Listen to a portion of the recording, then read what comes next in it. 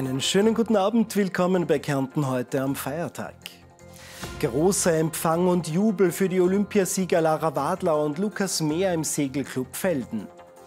Unberührte Natur auf der Saualm, das zeigt eine Fernsehdokumentation am Sonntag. Wir bringen eine Vorschau.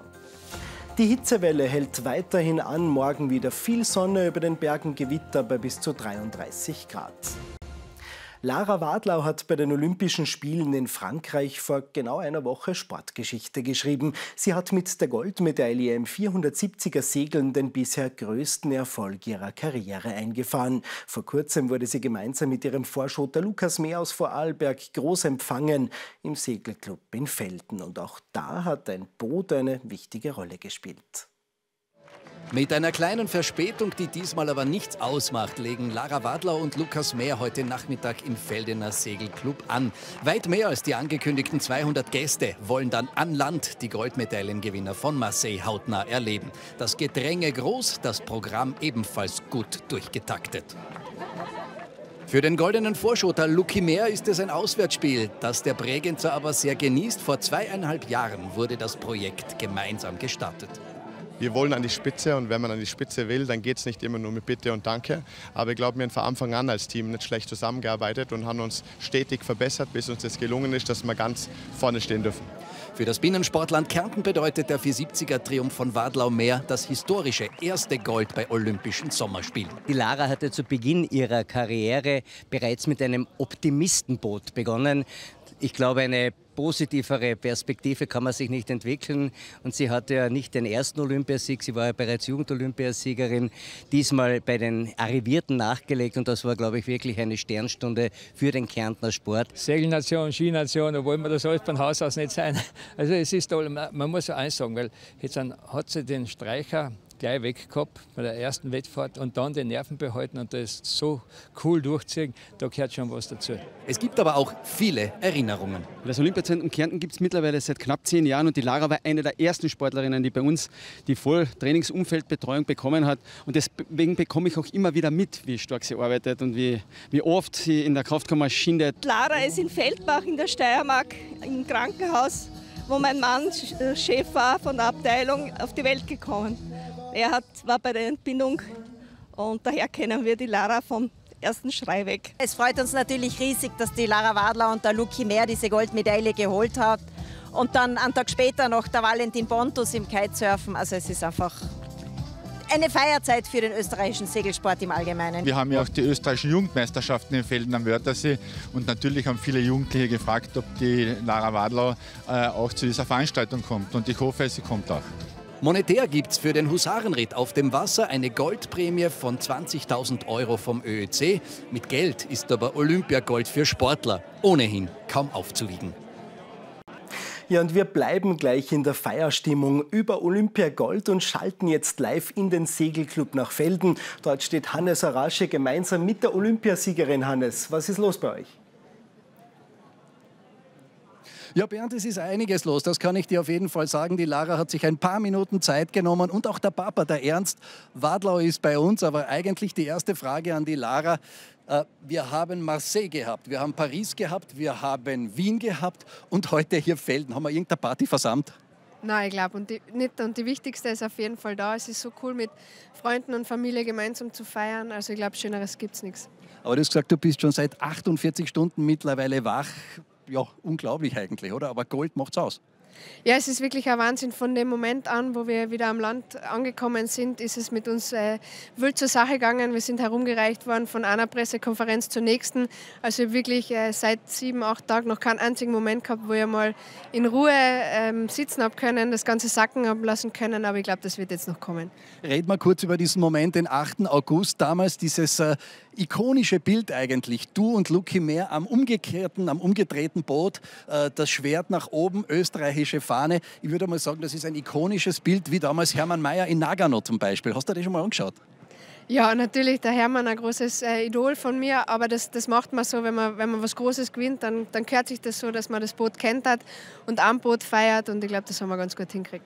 Kooperation mit dem Luki Mehr, wir haben es im Beitrag gesehen, war auch nicht immer ganz einfach, aber ich glaube, man rauft sich zusammen, oder? Ja, natürlich. Wir haben beide ein Ziel vor Augen, das war olympische Medaille.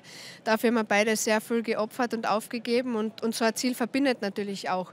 Und wir haben so ein tolles Team um uns mit Sportpsychologen etc., wo wir wirklich die Kommunikation auch auf einem Top-Niveau getrieben haben und es hat sich ausgezahlt. Papa Ernst Wadler, wir haben heute eine Kollegin aus der Steiermark schon gehört in dem Beitrag, die Lara seit Geburt an kennt. Wie war sie eigentlich? War sie immer so ehrgeizig? War das immer spürbar, dieser Ehrgeiz, nach dem Besten zu sein eigentlich? Das war von klein auf schon immer so. Sie wollte immer unbedingt ihr Zimmer ganz schön aufräumen und darum hat sie gar nicht angefangen damit. Und wie viel kann man sagen, hat man da zeitlich, hat man da materiell investiert in so eine Karriere im Segeln? Ich glaube, das kann man gar nicht sagen, oder? Weder zeitlich noch materiell, sondern unterm Strich hat sie uns eigentlich sehr viel gegeben. Entweder fährt man mit dem Kind oder man sitzt irgendwo gemütlich herum und wir haben halt gesagt, wir machen das mit ihr und für sie und das hat uns mehr Freude gemacht wahrscheinlich wie ihr. Jetzt ist die ganz große Frage, es gibt ja ein Abkommen, wenn es Gold gibt, Karriereende, geht's weiter, machst du Radlfahren? Wen soll ich fragen von euch beiden? Der Papa oder die Lara? Habt ihr euch schon entschieden? Nein, noch nicht. Wie gesagt, ich muss jetzt einmal zur Ruhe kommen, das Ganze sacken lassen und dann werde ich mir Gedanken machen und schauen, wie es weitergeht. Was sagt der Papa dazu? Animieren wir sie, LA 2028? Ich habe da nie reingeredet, sondern es war immer ihre Entscheidung, was sie machen wollte. Ich habe nur immer versucht, ein bisschen die Steine wegzuräumen und das war's dann. Finanziell haben wir schon erwähnt, 20.000 Euro, glaube ich, vom ÖOC. Kann man sowieso nicht bewerten, was das wert ist. Aber es ist eigentlich interessant in der heutigen Gesellschaft. Ein Dschungelkönig kriegt 150.000, eine Olympiasiegerin kriegt 20.000. Ist eigentlich ungerecht, oder? Ja, das habe ich gestern das erste Mal gehört. Da fragt man sich dann schon, in welcher Welt leben wir, weil es sind so viele Sportler, die alles dafür tun, alles aufgeben. Aber Geld ist nicht alles. Das da bedeutet so viel mehr, dass die Familie, die Freunde da sind und sich wirklich für einen freuen und die Freude mit einem teilen. Und das ist viel schöner als irgendwas anderes. Vielen Dank euch beiden. Noch viel Vergnügen beim Feiern. Ich glaube, den Sonnenuntergang erleben wir alle gemeinsam noch. Zurück zum Bernd wieder. Dankeschön. Alles Gute. Danke. Großer Jubel also über Olympiagold in Velden. Dankeschön, Hannes Arasche, für diesen Live-Bericht. 3 Tage lang wurde auf dem Katschberg nach einer vermissten Frau aus Klagenfurt gesucht. Vor wenigen Stunden wurde der Einsatz aber erfolglos abgebrochen. Die 74-Jährige wollte schon am Sonntag Schwammerl oder Bärenglauben gehen. Das Suchgebiet im Gontal auf der Salzburger Seite des Katschbergs war weitläufig. Dutzende Bergretter aus dem Lungau und aus Kärnten, Feuerwehrleute, die Alpinpolizei und Hunde haben es seit Dienstagvormittag mehrmals durchkämmt. Dazu kommen Drohnen und Hubschrauber. Doch von der Vermissten fehlt weiterhin jede Spur. Ohne neue Hinweise wird die Suche daher morgen nicht mehr fortgesetzt. Gewalt am Arbeitsplatz nimmt signifikant zu. Davor warnt wieder Kärnten. Die Gewerkschaft vertritt die Interessen von Arbeitnehmern verschiedener Berufsgruppen. Allein in den Pflegeheimen sei die Zahl von Arbeitsunfällen, die durch Gewalt verursacht werden, in den letzten 5 Jahren um ein Viertel angestiegen. Dazu kommt die psychische Gewalt. Hier dürfte es eine hohe Dunkelziffer geben.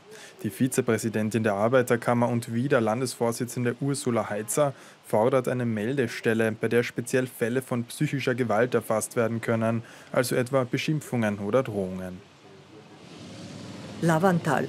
Hunderte Biker haben heute auf der Choralpe Halt gemacht. Es war ein Zwischenstopp auf der heurigen Harley-Davidson Charity Tour. 5 Tage lang fahren die Teilnehmer dabei durch Österreich und sammeln Spenden für muskelerkrankte Kinder. Betroffene Familien haben oft mit langwierigen und teuren Behandlungen zu kämpfen. Die Tour ist gestern in Wien gestartet und endet am Sonntag in Krems.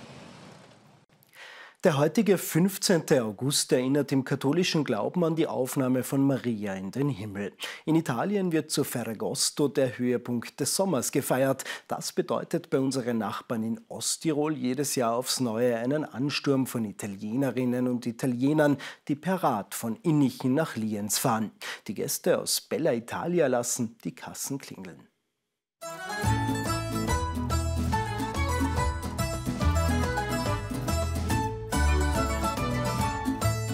Sie radeln, schwitzen und singen wieder über den Radweg Innichen-Lienz. Um die 4000 Radfahrer sind es täglich, so rund um den 15. August. Der Radweg gefällt, die idyllische Umgebung und natürlich Lienz als Zielort.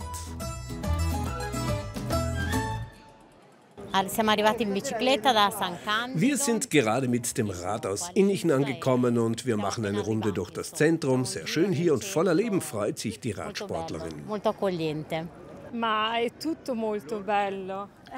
Alles ist schön hier, sagt sie. Es ist alles sehr sauber und ordentlich hier in Österreich. Non c'è questa pulizia e siete molto bravi, vi ammiriamo molto in questo. Aber es waren schon einmal mehr Radler. Vor Corona wurden schon an die 8000 Radfahrer am Tag gezählt. Von einem Einbruch will man aber dennoch nicht sprechen. Vor allem ÖBB und VVT haben ihre helle Freude mit den italienischen Radlern. Denn in eigenen Fahrradzügen werden die Radsportler wieder zurück in die rot-weiß-grüne Heimat transportiert. Es ist aber auch ein Beweis für die Leistungsfähigkeit der österreichischen Bundesbahn und des VVTs, die in Lienz Kapazitäten bereithalten, die eben in Tagesspitzen es schaffen, die Gäste wieder gut bequem zurückzufahren in Richtung Südtirol. Mittlerweile konnte der Anteil der italienischen Urlauber in Osttirol um 10% gesteigert werden. Und auch der Tagesgast lässt seine Euro im Land. Erstens lassen durchschnittlich die Gäste pro Person 38 € an diesem Radtag in der Region. Und zweitens gilt es hier, Imagepunkte zu transferieren, zu transportieren. Die Gäste erleben in einer ruhigen, angenehmen Mobilitätsform unsere Region, kommen dann im Anschluss wieder, besuchen unsere Museen, machen einen Bergausflug und haben unsere Region für sich erradelt, also kennengelernt. Und dass der Ansturm sich jetzt in Grenzen hält, hat auch so seine Vorteile. Stichwort Overtourism. Von Osttirol jetzt nach Wolfsberg, wo sich das Schloss jeden Sommer zu einer Kunstgalerie verwandelt. Heuer zeigen zwei Künstler mit Kärntner Wurzeln ihre Werke, Kevin Rausch und Manfred Mörth. Ihre Bilder könnten unterschiedlicher nicht sein.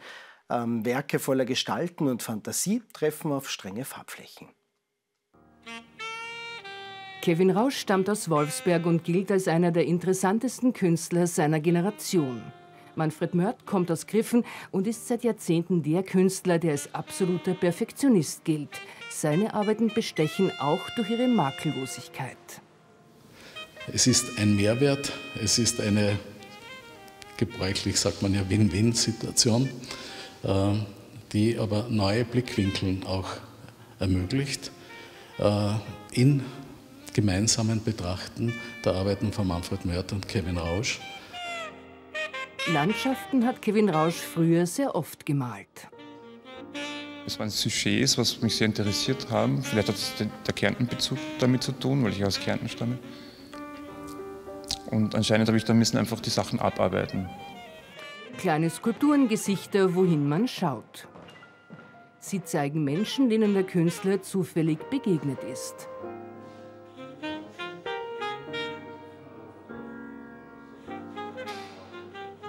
Verschiedene Materialien faszinieren die Künstler. Bei Manfred Mörth ist es Graphit.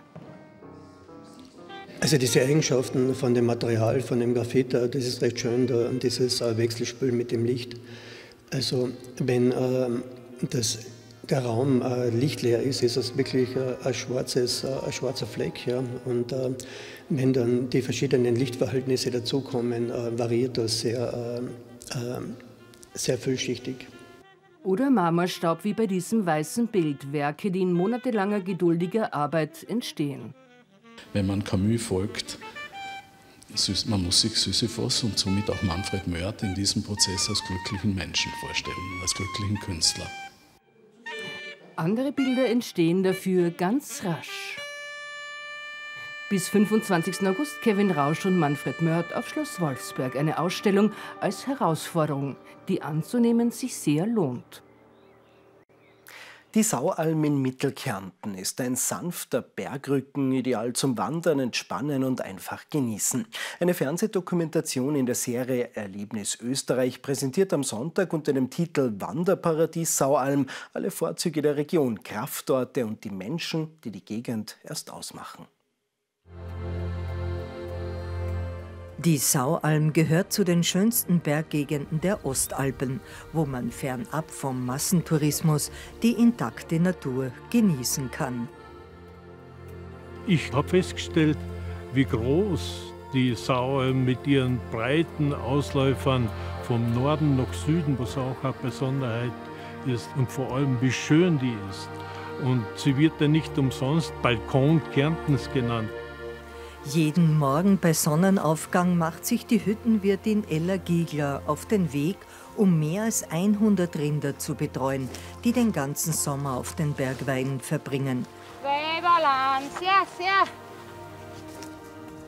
Die Bergbauern spielen überhaupt eine essentielle Rolle in der Bewirtschaftung der Almen, indem sie traditionelle Methoden anwenden, um Bäume zu fällen und Platz für Weideland zu schaffen.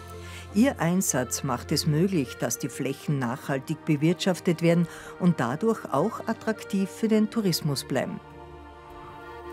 Die Alm empfängt die Wanderer mit offenen Armen und die Welt scheint für einen Moment still zu stehen.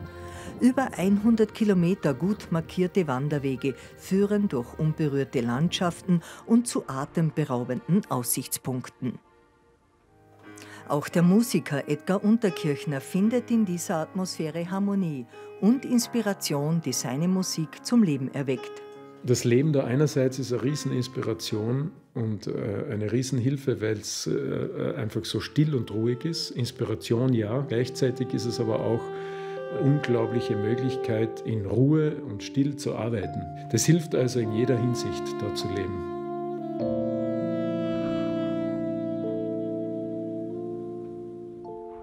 Die Saualm ist aber auch ein geologisches Juwel, denn hier finden sich zahlreiche Mineralienvorkommen, die Steinsucher und Bildhauer gleichermaßen begeistern. Schön und einzigartig sind auch die religiösen Wahrzeichen dieser Region. Am westlichen Abhang der Saualm gibt es einen Wehrkirchenkranz, der in Europa einzigartig ist und wo man zum Schutz der Türkeneinfälle die Kirchen zu Festungen ausgebaut hat. Auf diesem Kraftplatz der besonderen Art erleben die Menschen die Stille der Bergwelt und tanken Energie. Es ist eine Landschaft der Ruhe, der Achtsamkeit und des bewussten Lebens. Die Saualm, ein Rückzugsort, wo man über den Dingen steht, ein Ort der Kraft und Energie. Ein Erlebnis Österreich über die Saualm am Sonntag ab 16:30 Uhr hier in ORF 2. Kärnten heute gibt es dann schon morgen wieder mit Hannes Arasche. Ich wünsche Ihnen jetzt einen angenehmen Feiertagsausklang. Machen Sie es gut. Auf Wiedersehen.